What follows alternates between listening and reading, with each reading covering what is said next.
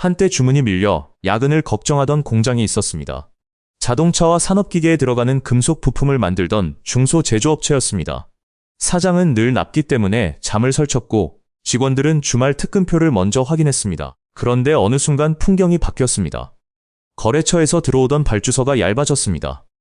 한 달 뒤에는 야간조가 사라졌습니다. 2달 뒤에는 토요일 설비가 멈췄습니다.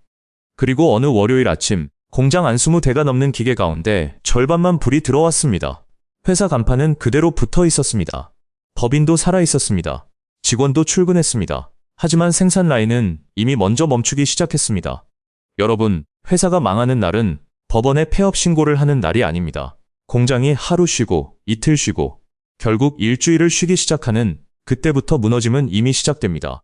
오늘은 잘 나가던 중소제조업체들이 왜 매출보다 먼저 가동시간을 줄이고 사람보다 먼저 기계를 세우며 회사보다 먼저 공장을 멈추게 되는지 그 과정을 처음부터 끝까지 따라가 보겠습니다. 본격적인 이야기 시작 전에 구독과 좋아요 한 번씩 부탁드립니다. 이야기를 조금 더 가까이 들여다보겠습니다. 몇 년 전까지만 해도 이 공장은 부족한 게 일손이었습니다. 납품기한을 맞추려면 선반과 프레스가 밤늦게까지 돌아가야 했습니다. 사장은 새 설비를 들이기 위해 대출을 받았습니다. 거래처가 늘어날 거라고 믿었고 실제로 한동안은 그 선택이 맞았습니다. 생산량이 늘었고 매출도 올라갔습니다. 직원도 뽑았습니다. 공장 한쪽에는 포장하지 못한 제품이 쌓였고 출하 트럭이 하루에도 몇 번씩 드나들었습니다. 그런데 문제는 공장이 잘 될 때 만들어진 비용 구조였습니다. 설비 대출, 원리금, 공장 임차료 또는 담보대출이자 전기 기본요금, 인건비, 보험료, 유지보수비는 주문이 줄었다고 함께 줄어들지 않았습니다. 매출은 계단처럼 내려가는데 비용은 바닥에 붙어 움직이지 않았습니다. 공장은 많이 돌릴수록 돈을 버는 구조에서 어느 순간 조금 돌릴수록 손해를 덜 보는 구조로 바뀌었습니다. 그때 사장이 처음 선택한 것은 가격 인상이 아니라 야간조 중단이었습니다. 사람을 자르기 전에 기계부터 세운 겁니다. 이 변화는 한 회사의 기분 탓으로만 보기 어렵습니다. 2026년 8월 중소기업 업황전망 경기전망 지수는 80.0으로 전월보다 반등했지만 제조업만 떼어보면 80.1로 전월보다 2.4포인트 낮아졌습니다. 조사된 제조업 가운데 산업용기계 수리와 일부 가죽신발 업종은 나아졌지만 섬유 제품과 의약품을 포함한 다수 업종의 전망은 떨어졌습니다. 중소기업이 꼽은 가장 큰 경영애로도 매출 부진이 50.7%로 가장 높았고 원자재 가격 상승이 41.1%로 뒤를 이었습니다. 그리고 직전월 중소제조업 평균 가동률은 75.9%였습니다. 숫자 하나만 보면 공장 4대 가운데 한 대가 완전히 멈췄다는 뜻은 아닙니다. 하지만 중요한 건 방향입니다. 사장들이 미래 주문을 자신 있게 늘려잡지 못하고 있고 수익보다 가동률 관리가 먼저 경영회의에 올라오기 시작했다는 겁니다. 공장이 멈추는 첫 신호는 폐업 통계가 아니라 줄어드는 작업시간표에서 나타납니다. 여기서 많은 분들이 이렇게 생각하실 수 있습니다. 한국 제조업 수출이 잘 된다는 뉴스도 많지 않느냐고 말입니다. 맞습니다. 문제는 제조업 전체가 한 방향으로 움직이지 않는다는 데 있습니다. 한국은행의 2026년 7월 지역경제 보고서를 보면 상반기 제조업은 수도권과 충청권 일부에서 반도체를 중심으로 개선됐고 조선과 일부 철강도 지역에 따라 양호한 흐름을 보였습니다. 반면 동남권과 호남권에서는 석유화학과 정제 부진이 나타났고 강원권에서는 시멘트와 자동차 부품 생산이 약했습니다. 건설업도 다수 권역에서 부진했습니다. 같은 나라 안에서 어떤 공장은 사람을 더 뽑고 어떤 공장은 금요일 오후부터 불을 끄는 일이 동시에 벌어지는 겁니다. 그래서 수출 총액이나 대기업 실적만 보고 중소제조업 현장을 판단하면 착시가 생깁니다. 반도체 공장이 사상 최대 매출을 올려도 동네의 철물 가공업체, 건축자재 업체, 섬유봉제 업체, 범용 기계부품 업체의 주문이 함께 늘어나는 것은 아닙니다. 지금의 위기는 제조업 전체 붕괴가 아니라 호황에서 밀려난 공장들이 먼저 흔들리는 양극화에 가깝습니다. 첫 번째 이유는 주문이 사라지는 속도가 비용이 줄어드는 속도보다 훨씬 빠르기 때문입니다. 중소공장은 대기업처럼 수십 개 나라의 거래처가 흩어져 있지 않은 경우가 많습니다. 매출의 절반 이상이 몇 개 거래처에 묶여있는 업체도 흔합니다. 이런 구조에서는 원청 한 곳이 발주를 20%만 줄여도 공장 전체 가동 계획이 흔들립니다. 더 무서운 건 발주가 완전히 끊기지 않는다는 점입니다. 주문이 100에서 0으로 떨어지면 사장은 결단이라도 내릴 수 있습니다. 그런데 100이 85가 되고 85가 70이 되고 다음 달에는 다시 78이 되는 식으로 들쭉날쭉 줄어듭니다. 희망을 버리기도 어렵고 사람을 유지하기도 어렵습니다. 그래서 사장은 일단 재고부터 줄입니다. 다음으로 잔업을 없앱니다. 그 다음 외주 물량을 끊습니다. 그 다음이 주 5일 가동을 주 4일로 줄이는 겁니다. 회사는 아직 영업 중이지만 협력업체부터 매출이 끊기고 운송기사부터 일이 줄고 주변 식당부터 점심 손님이 사라집니다. 한 공장의 감산이 지역 상권까지 번지는 이유가 여기에 있습니다. 두 번째 이유는 내수 부진이 제조업을 생각보다 깊게 때리기 때문입니다. 우리는 제조업이라고 하면 수출 컨테이너부터 떠올립니다. 하지만 수많은 중소공장은 국내 건설 현장, 유통업체, 식품회사, 자동차 정비망, 가구회사, 기계설비업체, 지역 도매상에 물건을 납품합니다. 아파트 착공이 줄면 철근만 덜 팔리는 게 아닙니다. 창호, 배관, 전선, 조명, 가구, 도어, 엘리베이터 부품, 공조설비, 포장재, 금속가공품까지 주문이 연쇄적으로 줄어듭니다. 한국은행도 2026년 상반기 지역경제에서 건설업 생산이 동남권, 충청권, 대경권, 강원권 등 다수 권역에서 부진했다고 평가했습니다. 건설 한 업종의 침체가 공장 수십 종류의 주문 감소로 번질 수 있다는 뜻입니다. 공장 사장 입장에서는 뉴스에 나오는 건설 경기 지표가 먼 이야기가 아닙니다. 다음 달 작업 지시서의 장수와 직결됩니다. 그래서 현장에서는 경기 침체가 매출액보다 먼저 기계 소리로 울립니다. 평소 두 줄 돌리던 라인이 한 줄만 돌아가고 오후 3시가 되면 출하장이 조용해집니다. 세 번째 이유는 가격을 올릴 수 없는 구조입니다. 원자재 값이 오르면 제품 가격도 올리면 된다고 생각하기 쉽습니다. 하지만 하청과 납품 중심의 중소제조업에서는 그렇게 단순하지 않습니다. 원청은 연간 단가를 이미 정해놓았고 경쟁업체는 국내에만 있는 것도 아닙니다. 중국과 동남아의 공급업체가 같은 부품을 더 싸게 제시하면 협상력은 더 약해집니다. 사장이 거래처에 단가 인상을 요청하는 순간 돌아오는 말은 대개 비슷합니다. 다른 업체도 어렵다. 올해 예산이 정해졌다. 물량을 더 주는 대신 단가는 유지하자는 식입니다. 결국 철판, 수지, 화학원료, 포장재, 물류비가 올라도 그 상승분을 제품 가격에 전부 얹지 못합니다. 매출액은 그대로인데 마진만 얇아집니다. 예전에는 제품 하나를 팔아 1,000원 남았다면 이제는 300원 남고 불량이나 반품이 한번 발생하면 오히려 손해가 됩니다. 이때부터 사장은 주문이 들어와도 무조건 반갑지 않습니다. 많이 만들수록 돈이 남는 게 아니라 잘못된 단가의 주문을 많이 받을수록 적자가 커질 수 있기 때문입니다. 그래서 공장은 주문이 있어도 일부 설비를 세우는 이상한 상황으로 들어갑니다. 네 번째 이유는 금융비용입니다. 공장은 현금만으로 돌아가지 않습니다. 원자재를 먼저 사고 직원 월급을 먼저 주고 제품을 납품한 뒤 한 달이나 2달 뒤에 대금을 받는 구조가 많습니다. 그 사이를 메우는 게 운전자금 대출입니다.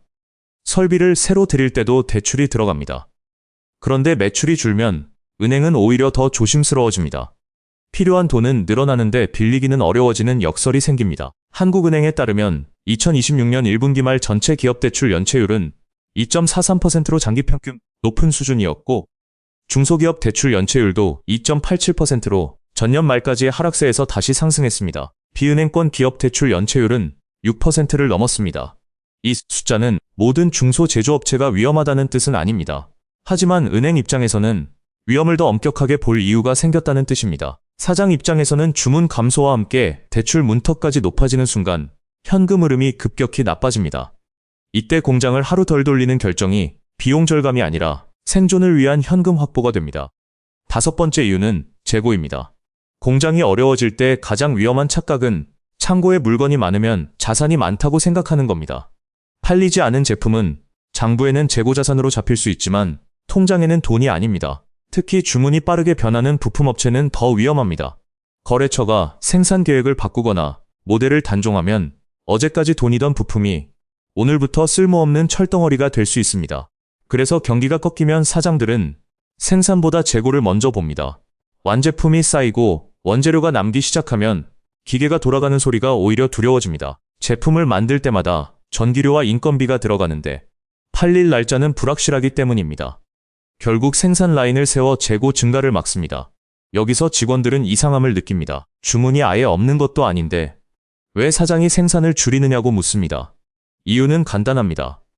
공장은 매출을 만드는 곳이지만 동시에 현금을 태우는 곳이기도 하기 때문입니다. 팔리지 않을 물건을 만드는 순간 가동률은 높아져도 회사의 생존 가능성은 낮아집니다. 여섯 번째 이유는 중국의 변화입니다. 예전에는 중국 제품이 싸지만 품질은 떨어진다는 인식으로 버틸 수 있는 영역이 많았습니다. 그러나 지금은 범용 부품과 기계, 소재, 전기전자 부품에서 가격뿐 아니라 납기와 품질까지 빠르게 따라오는 업체들이 늘었습니다. 중소제조업체가 가장 두려워하는 경쟁자는 세계 최고 기술을 가진 기업이 아닐 때가 많습니다. 우리보다 10% 싸고 품질은 95% 비슷한 업체입니다. 거래처 입장에서는 충분히 바꿔볼 만한 선택지가 되기 때문입니다. 특히 표준화된 제품은 차별화가 어렵습니다. 볼트, 단순 금속 가공, 범용 플라스틱 부품, 일반 산업재처럼 고객이 브랜드보다 가격과 납기를 보는 분야는 더 그렇습니다. 이때 한국 업체는 인건비와 공장 비용 때문에 가격을 무작정 낮출 수도 없습니다. 결국 단가 경쟁에서 밀리면 주문이 조금씩 해외로 이동합니다. 처음에는 샘플 발주가 줄고 다음에는 신규 모델 수주에서 빠지고 마지막에는 기존 물량까지 나눠집니다. 공장이 갑자기 멈추는 것처럼 보여도 실제로는 몇 년 동안 조금씩 주문을 잃은 결과일 수 있습니다. 7번째 이유는 인력난과 인건비 부담이 동시에 존재한다는 모순입니다. 주문이 줄었는데 사람이 부족하다는 말이 이상하게 들릴 수 있습니다. 하지만 중소제조업 현장에서는 두 문제가 함께 나타납니다. 단순 반복 업무는 자동화하거나 외국인 인력으로 메울 수 있지만 금형을 보고 바로 수정할 수 있는 숙련공, 오래된 기계의 이상 소리를 듣고 원인을 찾는 정비 인력, 도면을 보고 공정을 짤 수 있는 기술자는 쉽게 구하기 어렵습니다.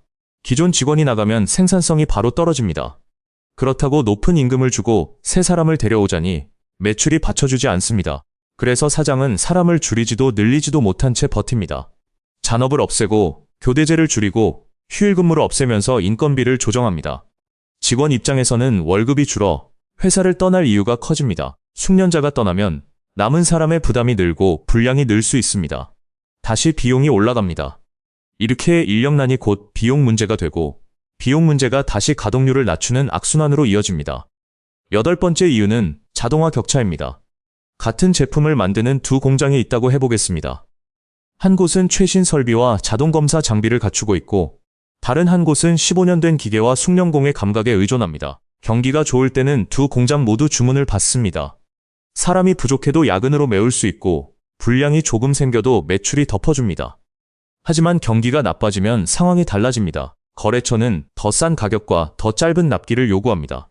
자동화된 공장은 생산량을 유지하면서 인력을 줄일 수 있지만 오래된 공장은 사람을 줄이면 생산량과 품질이 함께 떨어집니다. 그렇다고 새 설비를 사자니 수억 원의 투자와 대출이 필요합니다. 주문이 줄어드는 시기에 투자를 결정해야 하는 겁니다. 가장 투자가 필요한 회사가 가장 투자하기 어려운 순간을 맞습니다. 그래서 생산성 격차는 경기 침체 때 더 벌어집니다. 결국 오래된 설비를 가진 공장은 단가를 맞추지 못하고 주문을 잃고 주문을 잃으니 투자를 못하고 투자를 못하니 또 주문을 잃는 구조에 갇힙니다. 9번째 이유는 납품 구조가 바뀌고 있기 때문입니다. 과거에는 원청 한 곳과 오랫동안 거래하면 어느 정도 안정적인 물량을 기대할 수 있었습니다.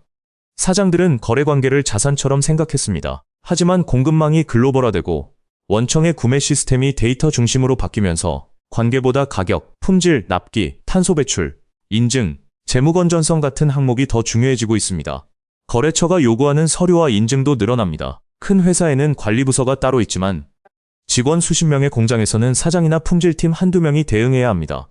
제품을 잘 만드는 것만으로는 부족해진 겁니다. 해외 인증을 따고 ESG 자료를 만들고 보안 기준을 맞추고 품질 데이터를 실시간으로 제출해야 신규 물량을 받을 수 있습니다.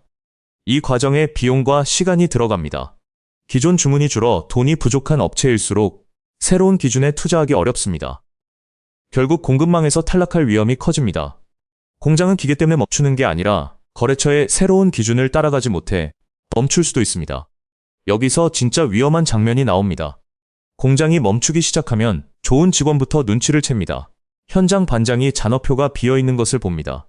구매팀은 원재료 발주가 줄었다는 걸 압니다. 영업팀은 다음 분기 주문이 없다는 걸 가장 먼저 듣습니다. 그리고 이직이 가능한 사람부터 회사를 나갑니다. 사장은 사람을 줄이려고 하지 않았는데 결과적으로 핵심 인력이 먼저 빠져나가는 겁니다. 남은 직원들은 불안해집니다. 불안한 조직에서는 품질과 생산성이 떨어지기 쉽습니다. 거래처는 납기 지연이나 분량 증가를 감지합니다. 그러면 더 안정적인 공급업체로 물량을 옮깁니다. 주문 감소가 인력 이탈을 만들고 인력 이탈이 다시 주문 감소를 만드는 악순환입니다. 이 단계에 들어서면 단순히 경기만 좋아진다고 원래 상태로 돌아가기 어렵습니다. 공장은 기계만 다시 켠다고 살아나는 곳이 아닙니다.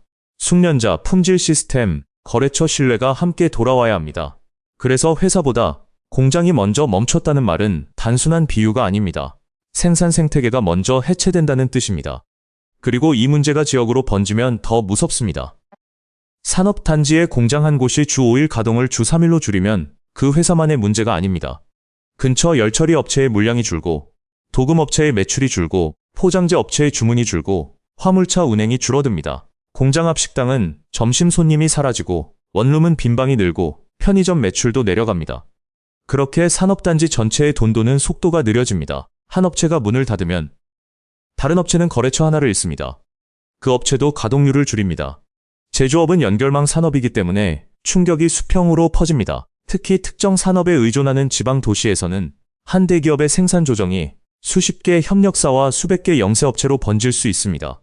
그래서 지역 경기 통계를 볼 때 단순히 공장 수만 보면 안 됩니다. 문을 닫지 않았더라도 가동 일수가 줄어든 공장, 교대조가 사라진 공장, 설비 투자를 미룬 공장이 얼마나 늘었는지를 봐야 합니다.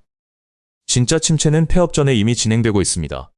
여기까지 들으면 모든 중소제조업이 위험하다고 느낄 수 있습니다. 하지만 그렇게 단정하면 또 다른 오류가 생깁니다.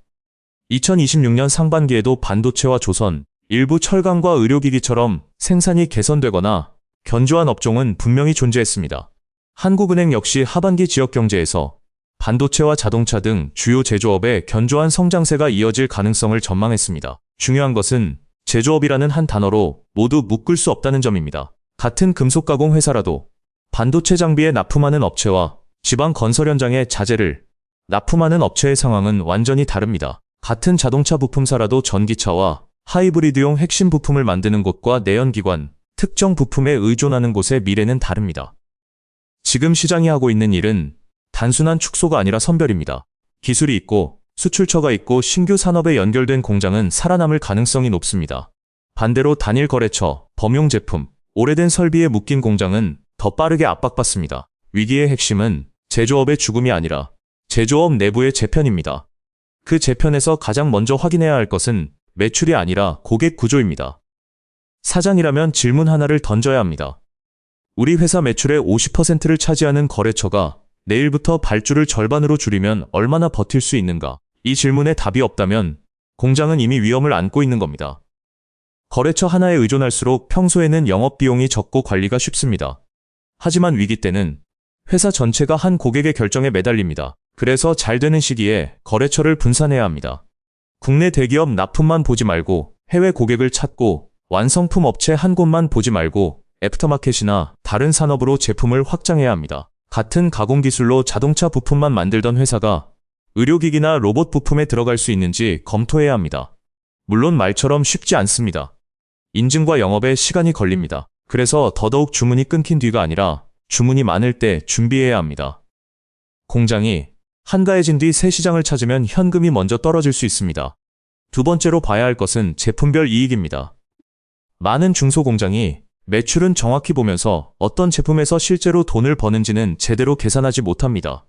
거래처가 오래됐다는 이유로 적자 단가를 유지하고 기계를 놀리느니 돌리는 게 낫다는 생각으로 손해보는 주문을 받기도 합니다. 하지만 원재료, 가공시간, 불량률, 외주비, 전력비, 물류비, 금융비용까지 넣어 계산하면 매출이 늘수록 손실이 커지는 품목이 존재할 수 있습니다.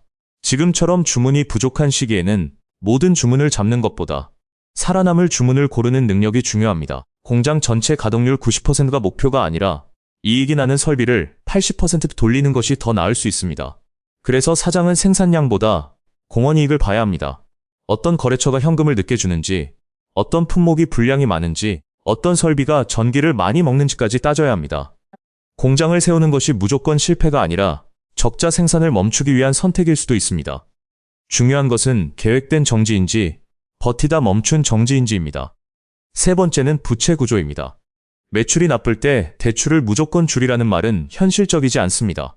오히려 운전자금이 부족해 더 필요한 경우도 있습니다. 다만 단기 대출로 장기 설비를 떠받치거나 매달 상환 부담이 큰 구조라면 주문 변동에 취약해집니다.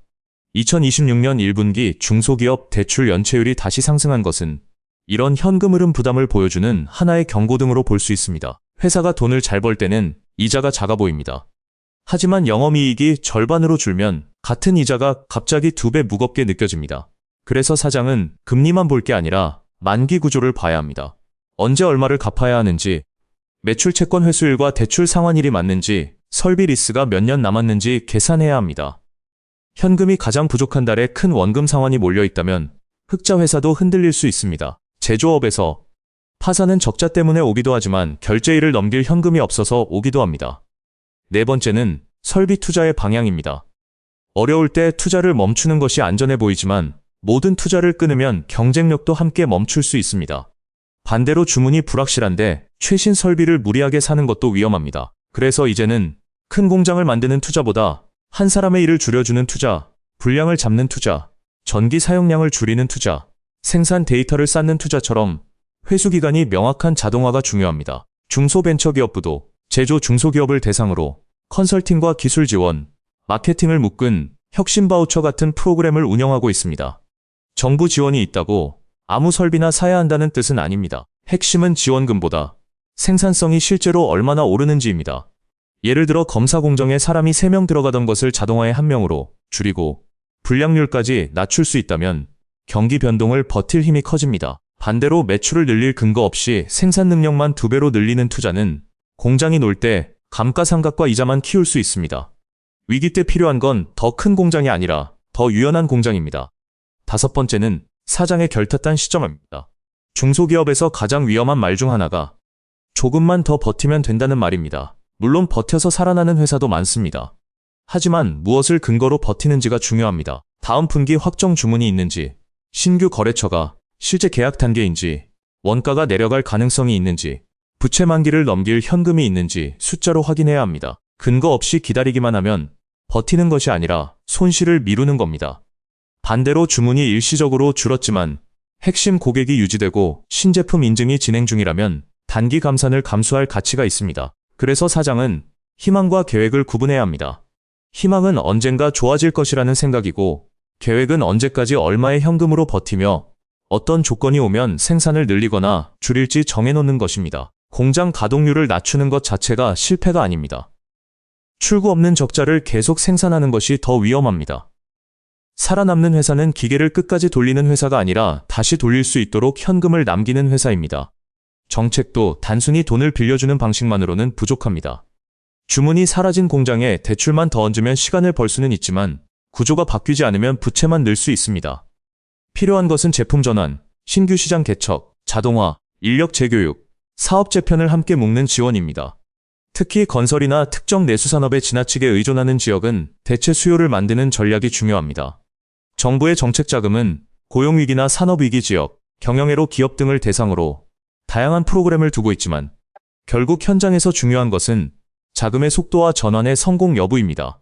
돈이 필요할 때 심사가 몇 달 걸리면 공장은 이미 멈출 수 있습니다. 반대로 지원금을 빨리 받아도 팔 제품이 없으면 의미가 없습니다. 그래서 정책의 목표도 가동률을 억지로 유지하는 데 두기보다 경쟁력 있는 생산으로 갈아타는 데 두어야 합니다. 모든 공장을 똑같이 살리는 것이 아니라 살아남을 기술과 시장을 가진 공장이 다음 산업으로 이동할 수 있게 돕는 것이 더 현실적입니다. 여기서 다시 처음의 공장으로 돌아가 보겠습니다. 월요일 아침 절만불이 들어오던 그 공장입니다. 사장은 결국 결정을 내렸습니다. 모든 설비를 돌리려는 욕심을 버렸습니다. 수익이 안 나는 두 거래처의 물량을 정리하고 오래된 기계 몇 대를 매각했습니다. 직원들과 협의해 교대제를 줄였고 남은 자금은 새 공장을 짓는 대신 자동검사 장비와 해외 인증에 넣었습니다. 동시에 영업팀에는 기존 자동차 부품 말고 산업용 로봇과 반도체 장비 부품 고객을 찾게 했습니다. 이 선택이 반드시 성공한다는 보장은 없습니다. 현실에서는 그렇게 노력하고도 문을 닫는 회사가 있습니다. 하지만 중요한 변화는 있었습니다. 사장이 더 이상 매출 규모만 보지 않게 된 겁니다. 얼마를 파느냐보다 무엇을 팔아 얼마를 남기는지 보기 시작했습니다.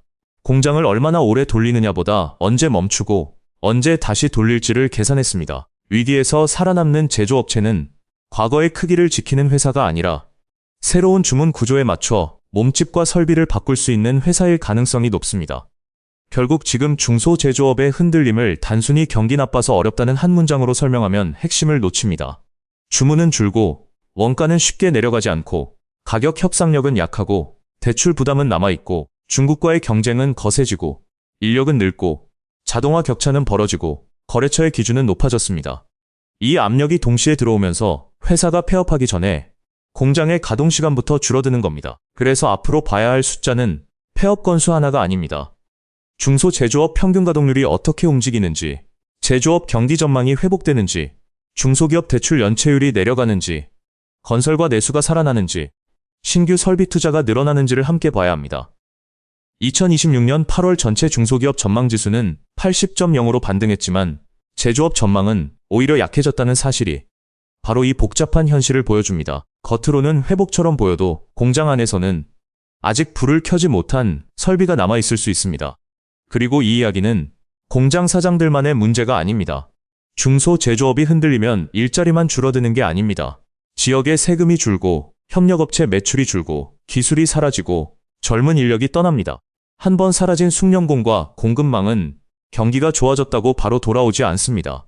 그래서 공장이 멈추는 순간을 단순한 한 기업의 실패로만 보면 안 됩니다. 한국 제조업의 허리를 이루는 생산 네트워크가 얇아질 수 있기 때문입니다. 대기업이 아무리 강해도 모든 부품을 직접 만들 수는 없습니다. 금형, 용접, 표면 처리, 정밀 가공, 포장, 물류, 검사 같은 수많은 공정이 연결되어야 완제품이 나옵니다. 그 연결고리 가운데 약한 곳이 하나씩 사라지면 나중에는 대기업도 국내에서 공급망을 유지하기 어려워질 수 있습니다. 제조업 경쟁력은 가장 큰 공장의 크기로만 결정되지 않습니다. 가장 작은 협력업체가 얼마나 오래 버틸 수 있는지도 중요합니다. 공장 한 곳에 불이 꺼질 때 우리가 관심을 가져야 하는 이유가 바로 여기에 있습니다. 마지막으로 한 가지만 기억하셨으면 합니다. 공장은 하루아침에 망하지 않습니다. 주문이 조금 줄고 잔업이 사라지고 토요일 가동이 멈추고 설비 수리가 미뤄지고 직원이 한 명씩 떠나고 은행 결제일이 두려워지는 시간이 먼저 옵니다. 그리고 어느 날 우리는 뉴스에서 폐업이나 부도라는 결과만 보게 됩니다. 하지만 그 회사의 진짜 위기는 훨씬 전에 시작됐습니다. 지금 중요한 것은 공장을 무조건 돌리는 게 아닙니다. 팔릴 제품을 만들고 남는 가격에 팔고 고객을 분산하고 기술을 바꾸고 현금을 지키는 겁니다. 제조업 불황은 기계가 멈추는 순간 끝나는 것이 아니라 새로운 주문을 만들 수 없을 때 확정됩니다. 반대로 가동률이 잠시 떨어져도 기술과 고객과 현금을 남겨두면 다시 시작할 수 있습니다. 여러분 주변의 산업단지는 지금 어떻습니까? 예전보다 야간 불빛이 줄었습니까? 화물차가 줄었습니까? 잔업이 사라졌습니까? 오늘 영상이 한국 중소제조업의 변화를 이해하는 데 도움이 되셨다면 구독과 좋아요 부탁드립니다. 그리고 현장에서 느끼는 변화를 댓글로 남겨주십시오.